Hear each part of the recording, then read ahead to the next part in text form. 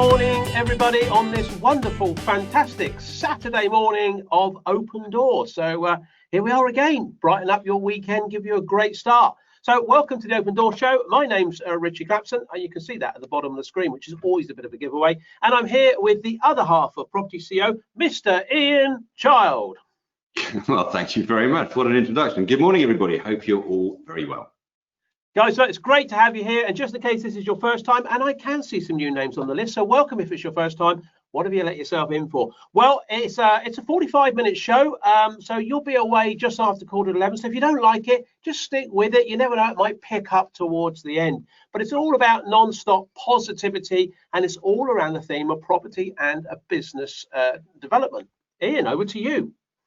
Well, yeah, absolutely right. So basically our job here at propertyCEO is to train people how to become successful small-scale property developers. Of course, a lot of people look at property development, but they think it might be a bit risky, a bit complicated. So basically our job is to give them the support, training that they need to be able to do it safely and of course successfully. But we also believe that as we head into a recession, and of course we've got the government's new planning changes that are on the horizon, that's going to create an unprecedented opportunity for small-scale developers, and we basically wanted to help people find out all about that and to see if development might be a good fit. So, guys, there's a lot going on in the world out there, but in these 4 virtual walls, obviously, if you're in an odd-shaped room, you could have 5 or 6 walls, so just run with it. This is all about positivity. And in difficult times, in recessions, it's those that take the opportunities that win the most. So we're going to be serving up, as always, lots of predictions, lots of ideas, lots of suggestions, lots of answers, all around the theme of property development. And we've got a special guest on, and I'll introduce that special guest in just a minute. But give us a quick hands up if you can see and hear myself and Ian, please. Give us a quick hands up. Yes, you can. Excellent. You're so responsive these days. And just say good morning to you lovely people on. So Sammy's on, George, Helen, Sarah, Dan, Harjinder, Teresa, Pardeep, Yoko, Rob, Ava, Ranjit. Oh, Ranjit from Property Investor News, by the way, should say so. Simon's on, Richard's on, Malthouse Mick. Now, guys, you'd be disappointed if Bob, who is Malthouse Mick today, who is one of our students, who, as I always said, is looking at barns. He tries to come up with a name every time. Malthouse Mick, we actually think now is scraping the bottom of the barrel. So need to do a little bit better on that, Bob, I think. There can't be too many agricultural buildings left, Bob, that you haven't covered, but we eagerly anticipate Tuesday's show. Good stuff. Tracy's on, Rob's on, Andy's on, Roma's on, Jennifer's on, Dan's on, Jim's on, Mike's on, Kara's on. In fact, a load of you are on. So fantastic. And we have a few little questions, a few little comments in the chat box. We always like to read these out. And Debs and Richard say, good morning, Ian and Richie, from a beautiful, warm south coast. Been a busy morning here. Dogs walked, wall partially knocked down, Italian sausages cooked on the barbecue, like that, eating in the garden so Ian doesn't feel left out. Now with a cuppa and a notebook ready for another great Open Door show. Wow, what a start to the day. So I'm with you on the sausages on the barbecue. That's a great start today. I'm not quite so sure about knocking the wall down. I don't know if that was intentional or not, but no, what a great start. Who knows? Rob says good morning. Andy says morning. Morning, Ian. And Richie says Trish. Gavin says good morning, chaps.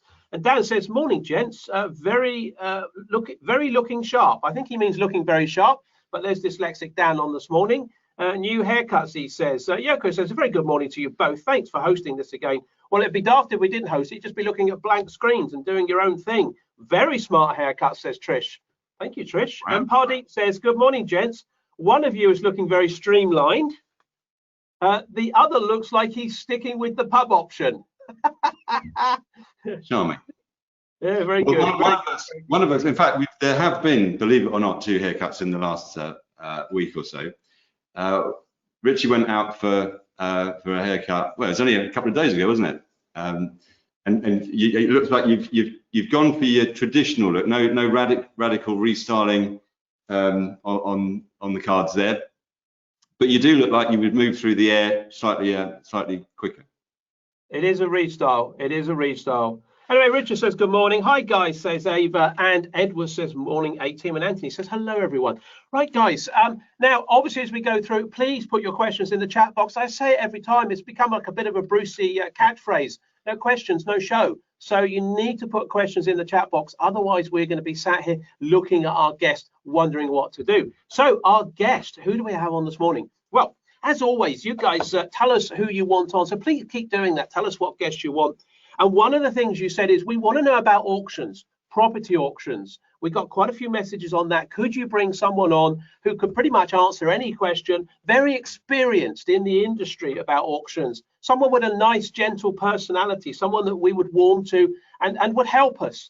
And so, yes, we thought we would try and do that. So, I mean, we are so pleased that, well, I mean, to be fair, we struggled. We couldn't find someone that fitted all of those bills, but we did find someone who apparently has got something to do with auctions. So found this guy on Google. We just thought, well, we reached out. He was free. He was available. So we thought we'll try and get him on.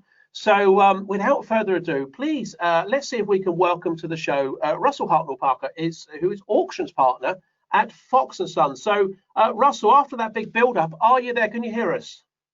I'm there, Rich. Thank you for that wonderful introduction. Can you turn your camera on for me, my friend? Morning, everyone. Russell, good morning and welcome to the show. Morning.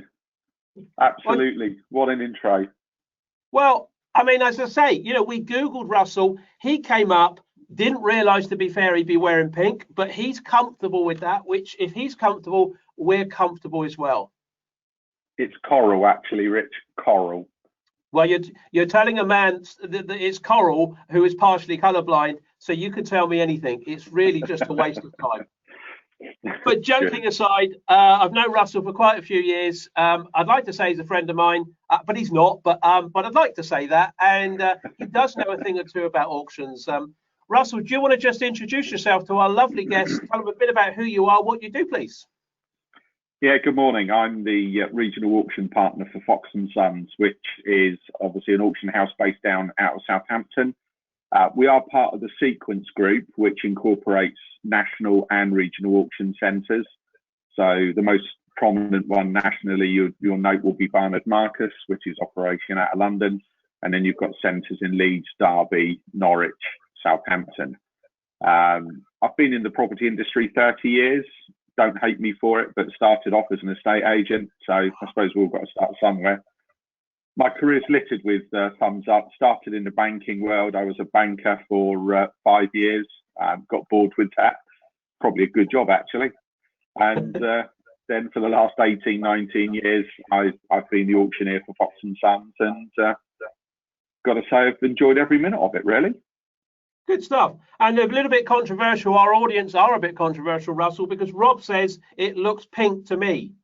Thank you, Rob. Well, I'm comfortable, Rob. Thank you for your observations. I can wear it. And Anil's just joined us. Joe's just joined us. VJ, Rick, Anthony, Julian. You've all just joined us, guys. Welcome to the show. We're here today with Russell Hartnell-Parker, who is an auctioneer from Fox and Sons. So, guys, please put your questions in the chat box. I can see some are in already. And so we're ready to kick off. I mean, do you want to kick some things off, Ian? I can come up with a doozy of a question for you, Russell. Can you give us a couple of kind of common mistakes that inexperienced people make when they go to an auction?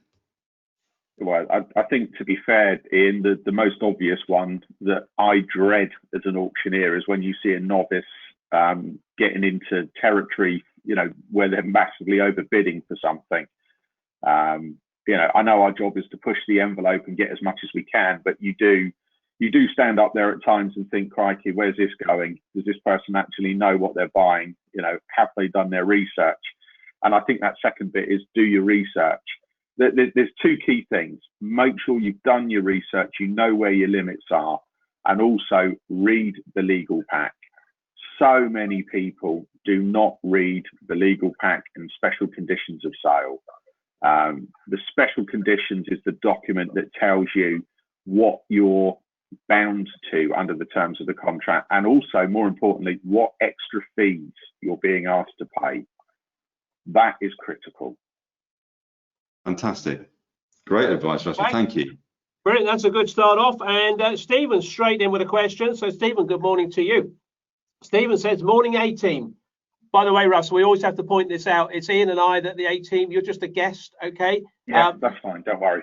We might let you on the A-team. It just depends how this goes. Okay. I feel like B.A. Baracus in the A-team, to be honest, just being put to sleep every time. Oh, you're okay. That's fine. That's good. Well, at least you know your place. So anyway, good morning, A-team. He says, another great start to my Saturday morning. Oh, that's good then. Russell, what opportunity do buyers get to view properties before sale? That's a good one. Yeah, it is. And it's a good question, especially in these strange times. We are incredibly active in getting people out and about to look at stuff. We've had to completely restructure our business, like many. We're still giving you the chance to view. We can't do the open house viewings now where we just publish a time and say, here it is, the date, time, turn up. So although we have the time slots, we are dropping people in on 10-minute time slots, which for most, you know, unless you've got a big unit, is enough time to filter people through safely and just give them space in a house. So they are available. Obviously, we've had to move to an online platform, and I won't go into too much of that because someone may very well ask a question in relation to that a little bit later on. You might want to think about that. But yeah, they are out and about. You've usually got anywhere between 2 to 2.5 weeks to get out and look at a property before the auction itself. Okay, so Stephen, that's definitely possible in all normal times. It is, and even in these difficult times, auction houses like Fox and Sons with Russell there are organising that for you. So just reach out to their team and communicate. Excellent, Stephen. Good stuff. Ian, what's the next one we've got in you want to go with? Going from Sam, who asks, which says, I have always thought that it's just the projects that people can't sell that go to auctions. What would you say to that? She says. I'm actually quite glad you said that because that is the public's perception. If I said to you that some of the wealthiest, most successful property companies in the UK use auction as their first port of call, you know, I wouldn't be telling you anything untowards. It's a very, very good platform. If you are a seller and you want your stuff to go out there with maximum exposure, no one will give you the platform that an auctioneer does. It is completely transparent and it's out there for all to have a chance on. But yeah, there are some things that end up coming to auction that have been doing the rounds, and you're quite right. But then usually it comes to me and we're giving it an almighty kick, you know, financially to make it viable. And usually it hasn't sold because it's been too much money. That is the prime reason why something won't sell. So it's not necessary that it's got to be sold cheap at auction. It's perhaps that when it was out in the normal domain out there, it's not at the right price. That's why it's not sold. Would that be a fair comment? I think so, yeah, very much. I mean, you know, I have a level of land buying experience. I worked for a small bespoke property developer for 3 years, buying land and looking at planning. And you know, 90% of the time, it's the viability that isn't stacking up that's half the problem. So, you know, it's all the additional fees that people don't account for that I do.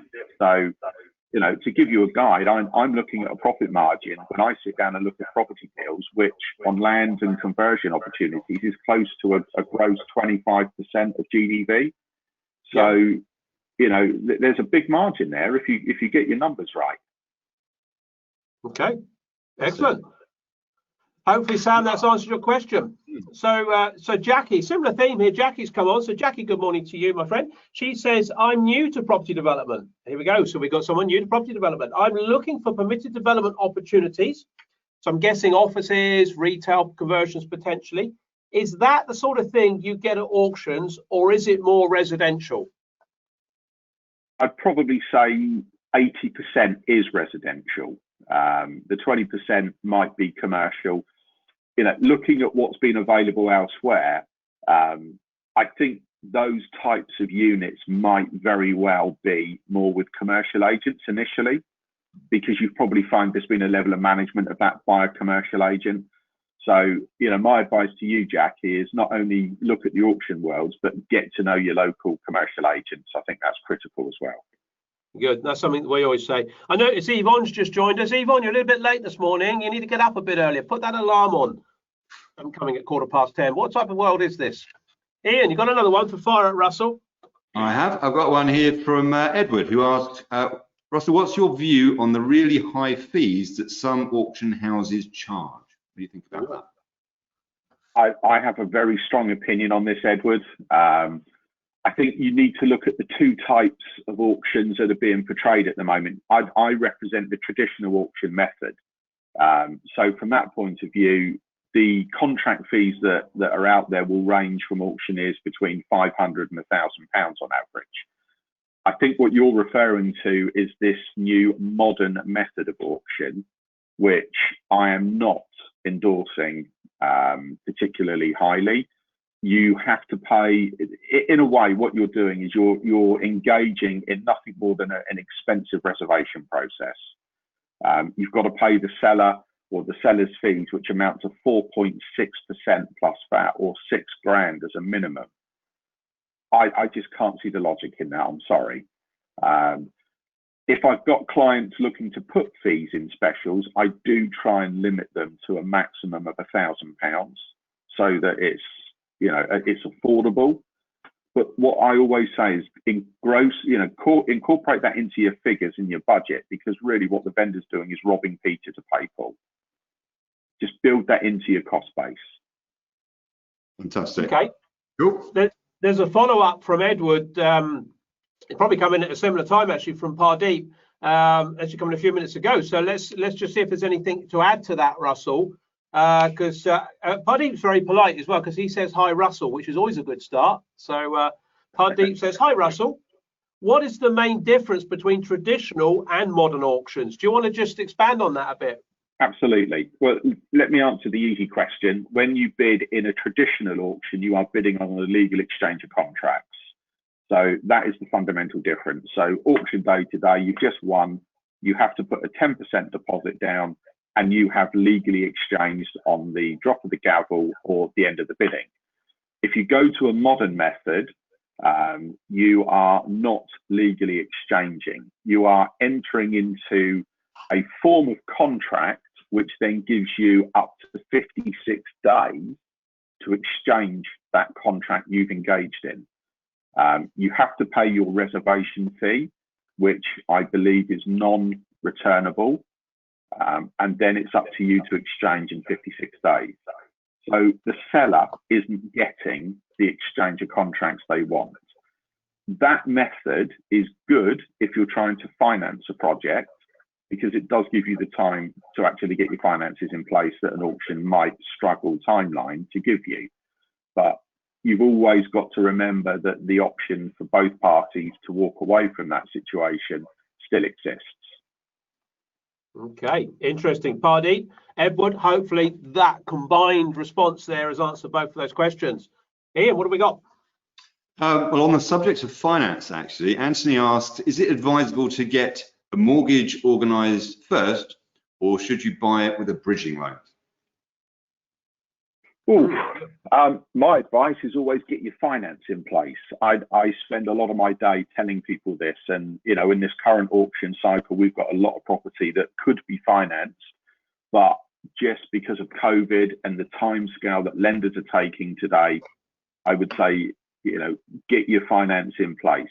If bridging is a backup and it's an affordable backup that you have in place, then you shouldn't have any worries.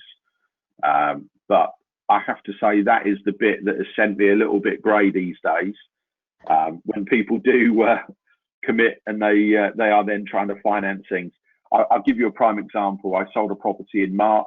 Everything was fine. Mortgage offers were in place. We exchanged the auction contract. It was a small chain that was already exchanged. So my end was fine. My end was cash, but the cash was dependent upon selling his house to another property, to another person. The lender withdrew the mortgage offer after exchange. Thankfully, it doesn't happen very often. but the goodwill of all concerned and the COVID directive did enable us to get a 2-month extension on the completion, which was important to everyone to get that transaction through. Interesting. Wow. Anthony, hopefully that's answered that. Malcolm asks this morning, he says, in order to obtain the best opportunity, when would you suggest the best time is to make an offer, pre or post auction? It's a question I'm asked all the time. I would say that it depends on you and what you want from that opportunity. If you see it as absolutely ideal, it poses no problem to ask the question. Ask the auctioneer, are the sellers able to sell prior? The 2 types of sellers we deal with where you'll get a yes and a no answer. Corporate with shareholders, investment, repossessions, or power of attorney where transparency is essential, will likely let the lots go to the room. Your private sellers, so if I was selling a property for Richie, for instance, you know, it's Richie's decision what he does, whether he says yes or no, whether he lets it go to the room or not.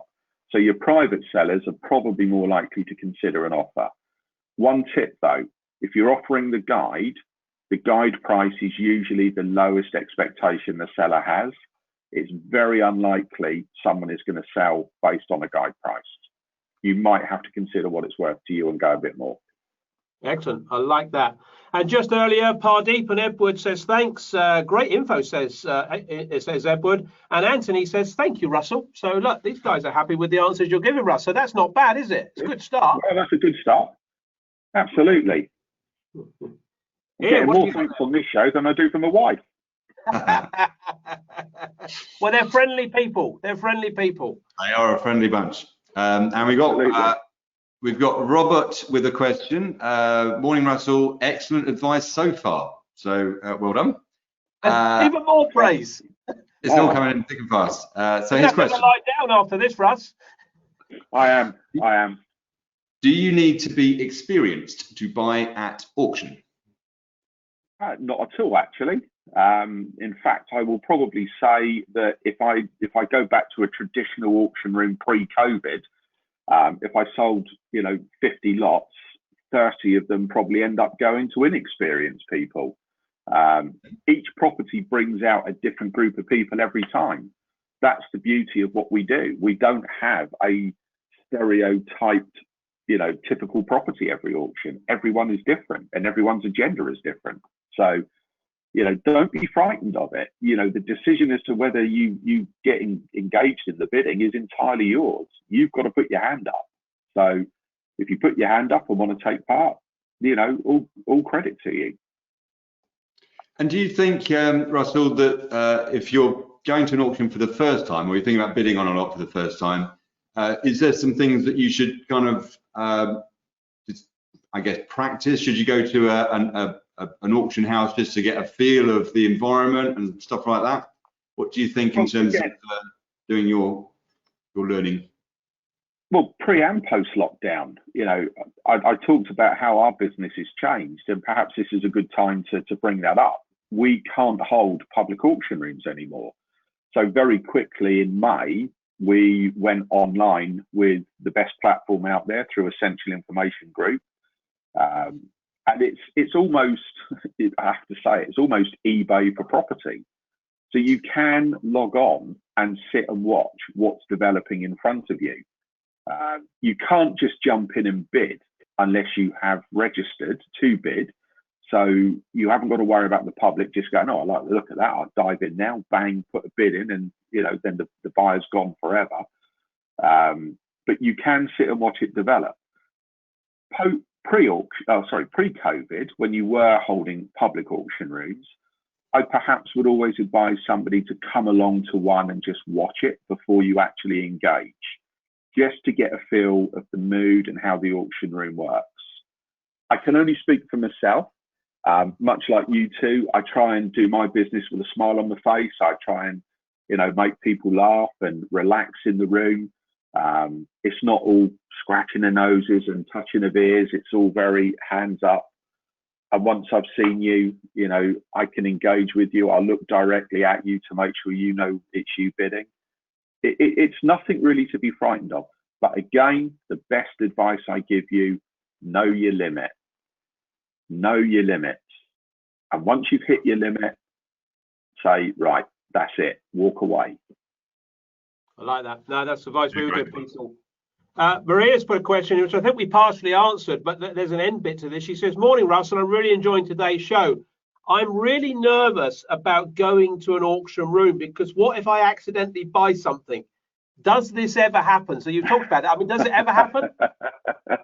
I'd like to say that someone has tried to say that in the past. Yes. Did it really happen? No. Funny that, you know, he tried to say that it was quite a comical guy. He tried to say he was bidding on the wrong house. Well, it was funny how I met him down at the property and showed him over that. That one wasn't going to fly with me, sadly. But no. So sorry, who asked the question? Richie, sorry, who was it? Maria. Maria. No. To be fair, Maria, you know, you've got to put your hand up. You get a bid paddle.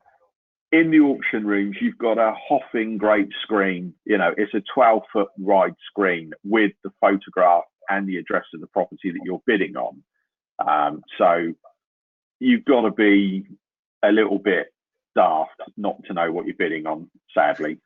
Yeah. And Russell, you know, guys like you got enough experience. You know whether someone's bidding or scratching their nose, don't you? Absolutely. Yeah. I always say this quite funnily. There was a young couple bidding one day who had their baby, and Dad had clearly given the young child the bid paddle, and the child raised it. So I actually just looked at them. It was actually almost done, and I just said to them, "Is that a bid from you, sir?" And I'll tell you what, if ever you've seen someone turn white quick, he turned whiter than your background. You know, no. If there's any doubt, I will ask, is that a bid? You know, you just make sure.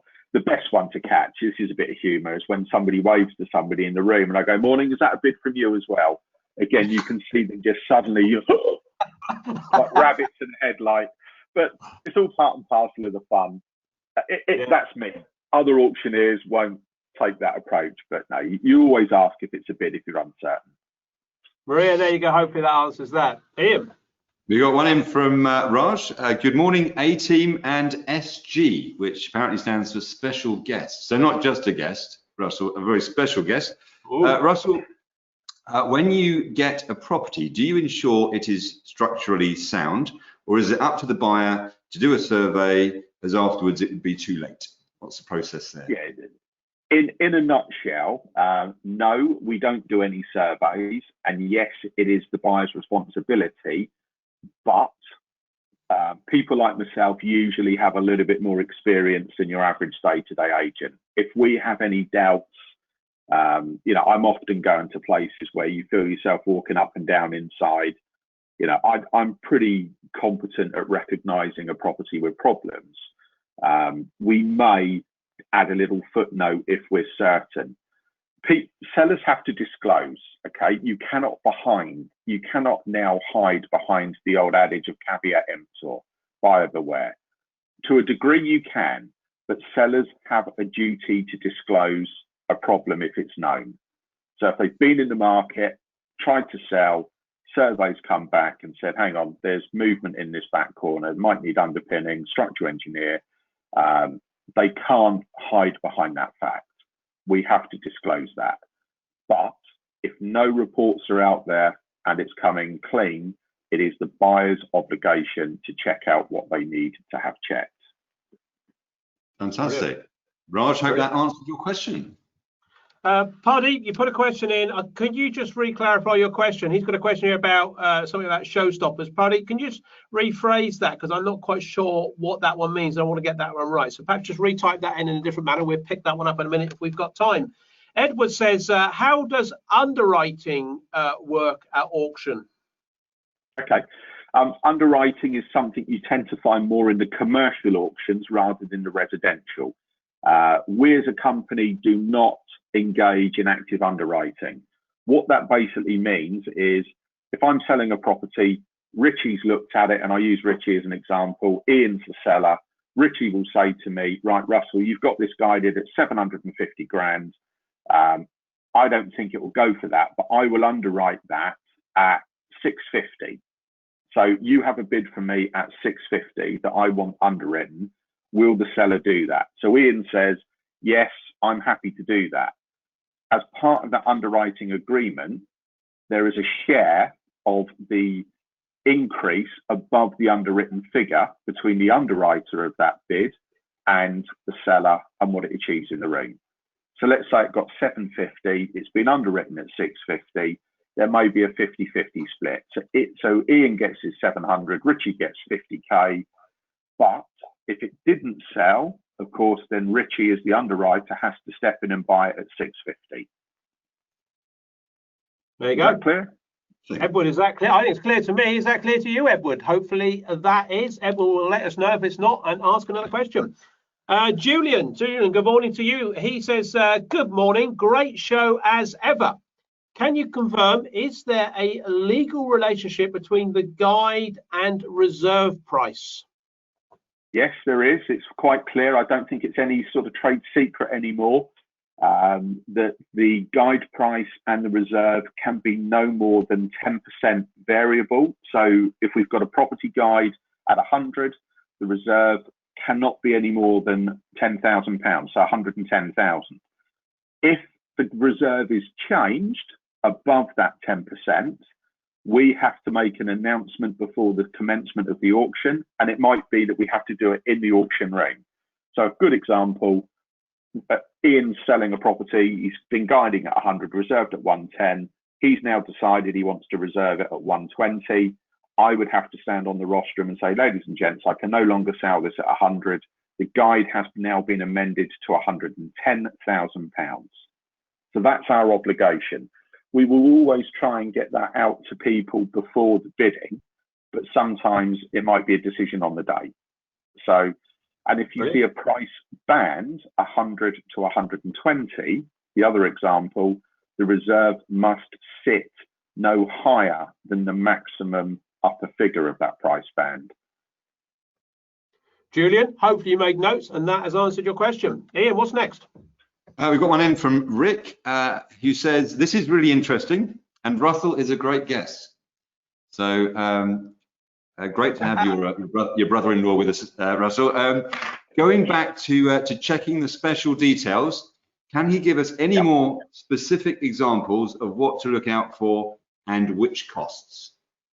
Yeah, it's usually the extra special conditions. There's a little section in the specials that says extra special conditions.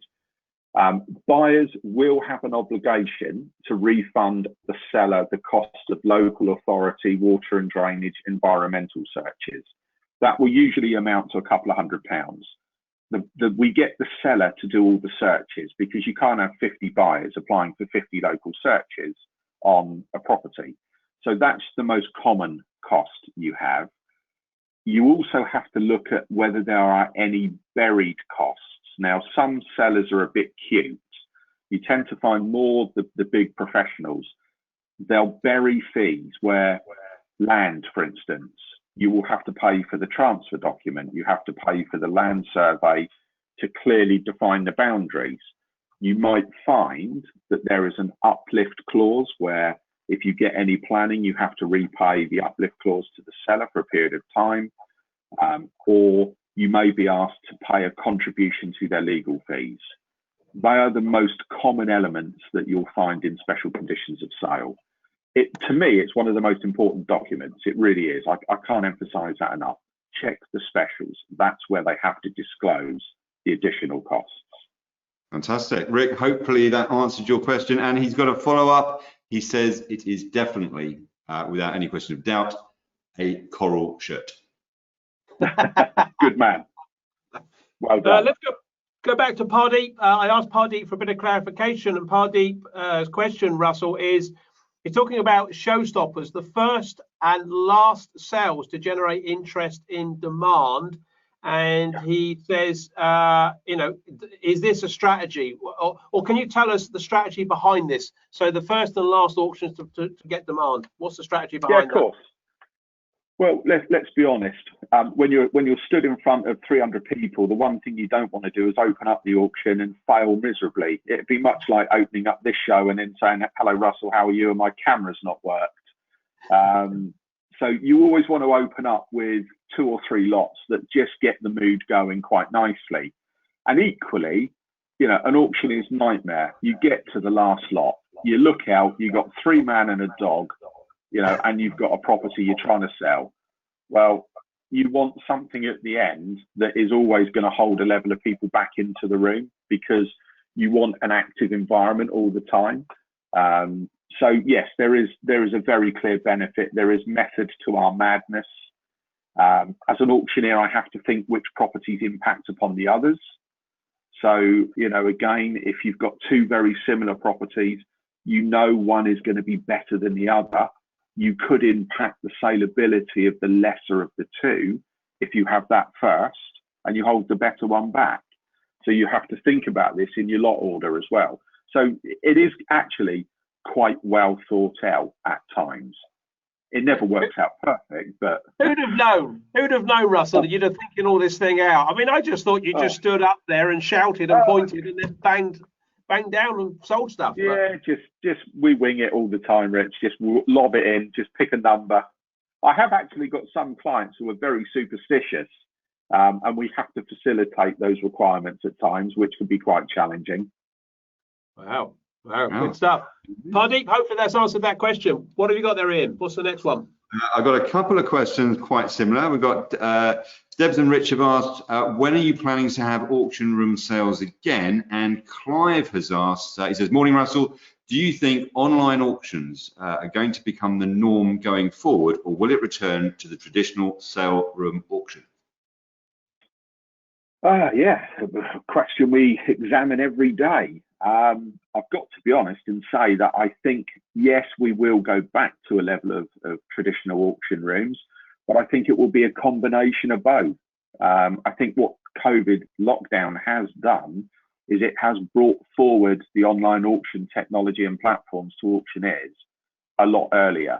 I think we were moving that way anyway, but I think for the time being, it will stay online. I don't think we'll hold a public auction room this year. That's my own personal view. I don't think I'd be comfortable to hold a public auction room this year. You know, and whether you would be happy to attend a room full of 300 people stood shoulder to shoulder, I question. But I think it will be a combination of a public auction room and probably a bank of computer screens with the online bidders taking part as well. Excellent. That's my prediction. Excellent. Hopefully that answers your question. Clive, Debs and Rich. Yeah, good stuff. Anyway, just going back, Rick, who we talked about earlier, who was confirming the coral shirt and was asking about special details, etc. Rick has put a very nice comment in, so I just will read this one out to really boost your day, Russell. He says, thanks. Clear answer, and you guys, so I think this is all of us here, have brightened the day today.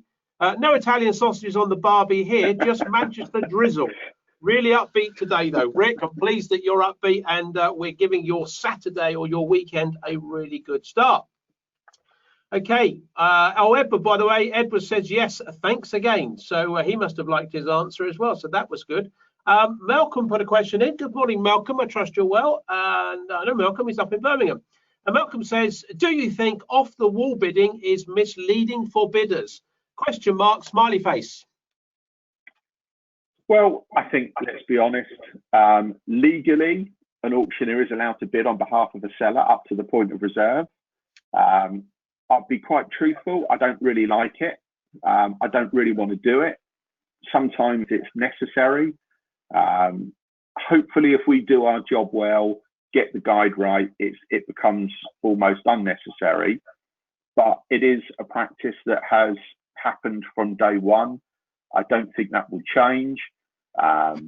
At the end of the day, we cannot take a bid off the wall once a reserve price has been reached. So you've at least got the security of knowing that if you have been bidding on a lot, once reserve price is achieved, it's going to sell. We can't then bounce bids. But it's not a practice you see as regularly as people think, to be honest.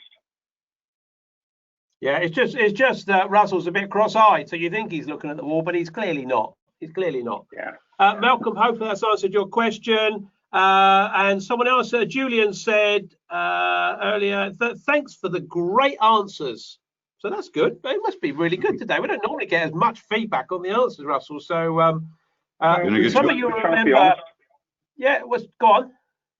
I said we try and be honest. There's nothing to hide. There's no secrecy to what we do. No, absolutely. Well, I think there's a nice thing here. Some people may remember quite a few shows back, we had a lawyer on, Paul Sams. Well, Paul's a good friend of mine. He's equally a good friend of Russell. So what I can tell you, Russell, because there's a little bit of competition going on here about show guests.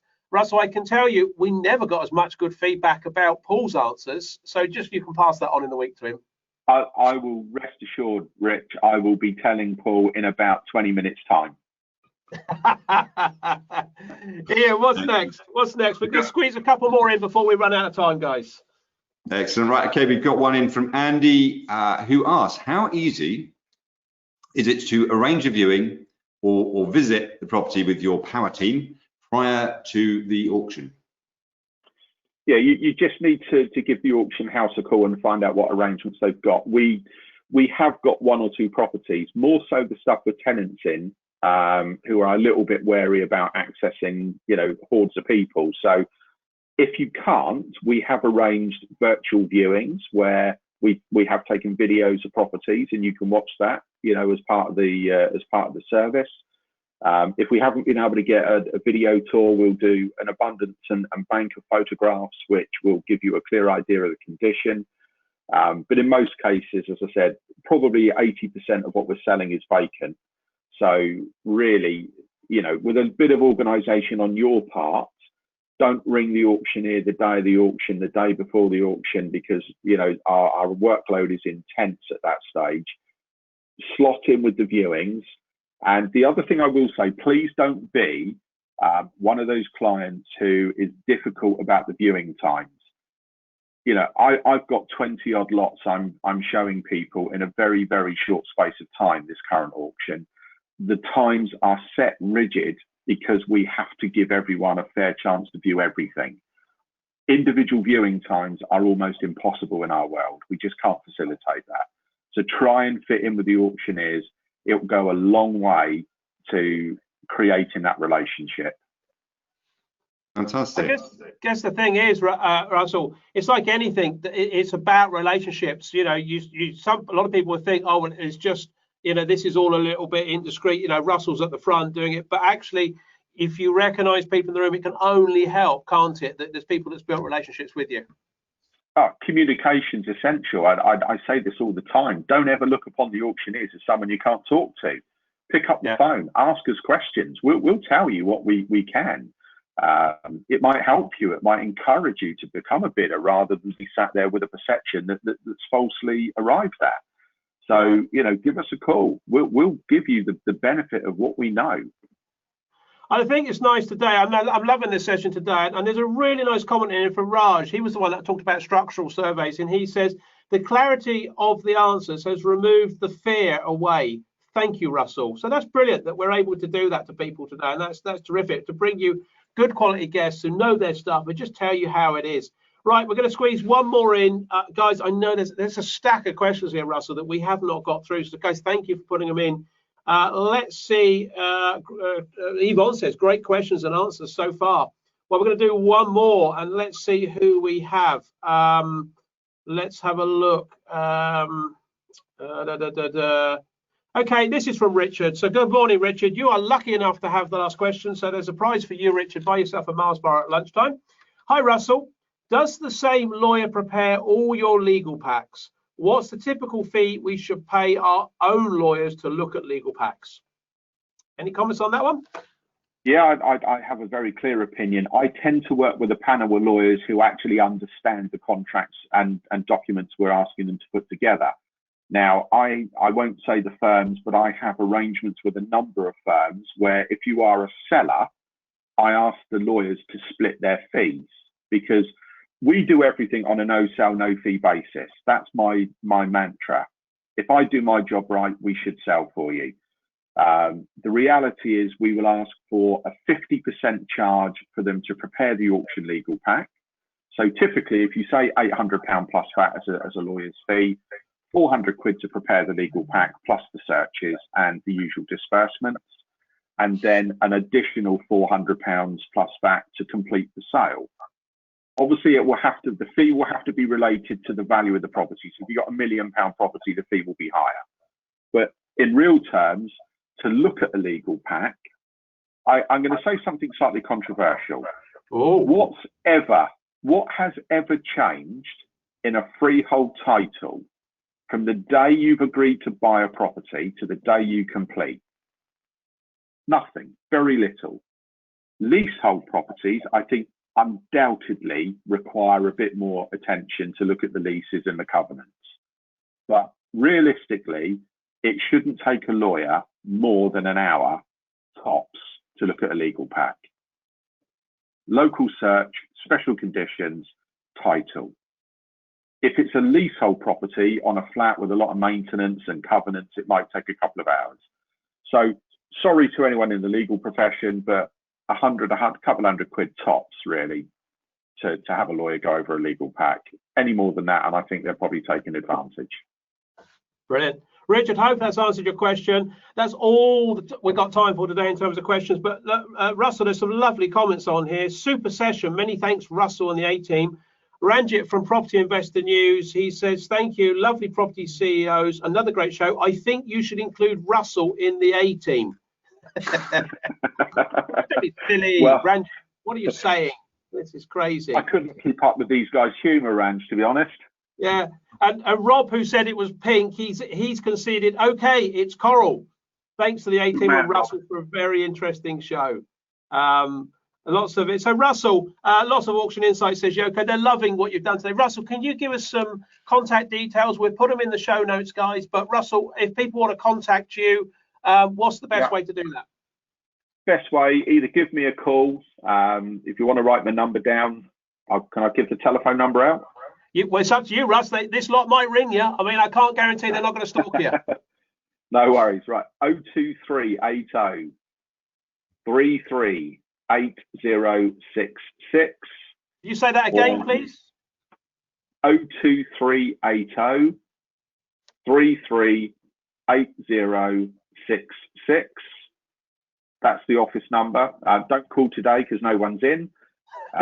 Give me a call. You might get the answer phone. Or alternatively, you can literally just send me a quick email. I have an incredibly double-barreled surname. Thanks, Mum and Dad. I'm sure that you'll probably put my details in the post bit in the blog, won't you? Yeah, but they can see your name on the screen. So what is just shout it out because it's always recorded so people can play this back. Yeah, indeed. It's Russell. So as you see my name, RUSSELL.Hartnell-Parker at Fox, Fox, _Sons.co.uk. So you couldn't have made that simpler, could you? That's your mum and dad and Fox and Sons fault, all combined. This is a special extended version of Open Doors today to accommodate your email address. Now you know why everyone knows me as Russell Parker. It's a lot quicker to remember. You're known as other things as well, but we won't go into that. It's a family show. We won't go into that. No, absolutely. Russell, that's terrific. I mean, guys, we often ask this. We don't always. I mean, I don't know if we asked when Paul Sams was on, but Russell, would you come back again to do another show because we've got loads of questions that's unanswered? Be absolutely delighted. Guys, hands up if you'd like me to get Russell back. We always ask this. Oh, yeah, right. I mean, it's, out of about 60 odd, 70 odd people, there's 2 people that's put hands up. So Russell, that's 2. Oh, that's good. I'm glad my mum and dad logged on. Actually, it's your mum and dad. That's brilliant. Guys, that's thank you. That's brilliant. Russell, thank you for coming on. Much appreciated. Enjoy the rest of your weekend, and we'll get you on another time. Thank you very much. Lovely. Well, thank you for allowing me to come on as a guest, and good luck to everyone. Any questions, give me a shout. Thank you, my friend. Thank you. Thank you. Thank you. Wow. Wasn't he good? That's good, wasn't it? Very good. Yeah, I mean, to be honest, guys, I thought it was rubbish. I mean, it's amazing what you can find on the internet. You Google these people and they just turn up. I think I'm gonna invest in a pink shirt. Coral. Yeah. Coral. Good stuff. Guys, I hopefully enjoyed that. Just a couple of things. Malcolm asked earlier, which webinar was Paul Sams? So which Open Door show? Off the top of my head, Malcolm, I don't know. But if you go onto the YouTube channel, They're all on there. Go down through and you'll find it. And maybe, Malcolm, you're going to have to listen to the rest to get through it. But look in the show notes, you'll find out which one was Paul Sam's. And from memory, Paul was wearing a shirt that was, that attracted comment as well. A horrendous shirt, wasn't it? In a good way. I'm hoping you've enjoyed the show this time. That's all we've got time for on this episode of Open Door. And we thoroughly enjoyed it. What a great guest today. Really, really enjoyed that. So we're going to pass our thanks on to Russell a bit later. If you've got any friends that would like to come and be our friends, be part of the CEO family and be the CEOs with us, then please welcome them to this community, invite them to our show. We would love that. And of course, please feel free, and perhaps, please definitely share us on social media. And when we post out there, please share it in your groups. It's great to have people on. We've got a lot of new people on here today, which is terrific. And for those that's interested, we do have a closed Facebook group that we contribute to occasionally, which is Business Owners Creating Wealth Through Property Development. So please look us up on Facebook. Our next show is on Tuesday evening. And what is super exciting about Tuesday evening is that Ian's not with us Tuesday evening. Ian's away. And so I'm going to be left all on my own to run the show with a guest. And what could possibly go wrong? What could go wrong? Guys, it's all down to me on Tuesday. So please join me. Let's have the biggest audience ever when Ian's not there. The Tuesday show, we have Will Lucian from Luck Capital, who is a funding broker, one of the key people you need in your team. So Will's coming on, just myself and Will, quiet little night in on Tuesday evening at 7. So please come and join the show when Ian's not there. Please come and join the show on Tuesday when Ian's not there. Anything to add, Ian, as a final comment? No, well, I'll certainly be tuning in on Tuesday, and I've obviously got to come up with a pseudonym related to agricultural buildings just to throw you off the scent. But looking forward to tuning in remotely, see how you get on. Good stuff. Excellent. So always put your comments in the box at the end. We'd love to see if you've enjoyed the show, and there's a few already coming in. Thanks again. Great show, says Julian. Yvonne says, although she turned up late, she says, really great show. Again, guys, thanks earlier next time, Yvonne. Should better make Tuesday at 7. You'll be up by then. Great show, says Rick. Thank you. Super content. Great show, says Gavin. Trish says, have a great weekend, Ian, and have a lovely holiday. Holiday is just off for a few hours. He's going to come back again, I'm sure. Another great show. Thank you, A-Team, Richie and Ian. Have a great weekend. Smiley face. A smiley face, I think, from Yoko there. I can't quite make out what that is. Maybe it's a tear in the eye because you're not there on Tuesday, Ian. And Ava says, thanks, guys. Great show. Have a great holiday. I'm not sure it is a holiday. No one's going on holiday. It's just a few days off. And Yoko says, thoroughly enjoyed. Thank you, Richie and Ian. Have a great time, says Harjinder. Dan says, fantastic as always. And Peter says, you are the A-Team. We love you all. We love you too. Have a great weekend. See you Tuesday. Bye. Bye.